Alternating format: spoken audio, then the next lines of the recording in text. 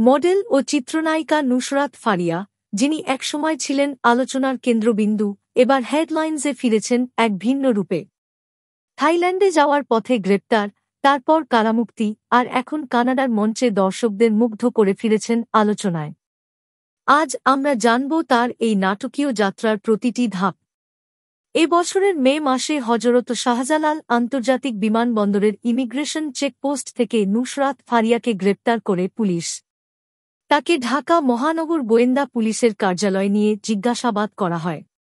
মামলার তথ্য অনুযায়ী গত বছরের ১৯ জুলাই ভাটারা এলাকায় গুলিবিদ্ধ হন এনামুল হক।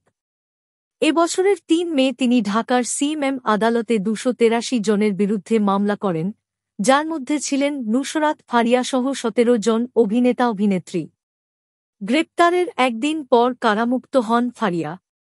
ফেসবুকে লেখেন, সবাইকে অনেক অনেক ধন্যবাদ এবং কৃতজ্ঞতা যাঁরা আমার পাশে ছিলেন। শারীরিক অসুস্থতার জন্য আজ কথা বলতে পারিনি। এরপর গণমাধ্যমে তাকে সেভাবে দেখা না গেলেও ফেসবুক ও ইনস্টাগ্রামে নিজের ভাবনা ও ছবি শেয়ার করেছেন তিনি। বর্তমানে ফারিয়া আছেন কানাডার মন্ট্রিয়লে Federation of Bangladeshi Associations in North America FOBANA আয়োজনে অংশ নিয়েছেন। তার পরিবেশনা মুগ্ধ করেছে দর্শকদের। ফেসবুকে তিনি লিখেছেন, মানুষ বলবে সে এমন সে তেমন, কিন্তু প্রতিদিন ভাঙা ভাঙা টুকরো কুড়িয়ে সে নিজেকে আবার গড়ে তোলে।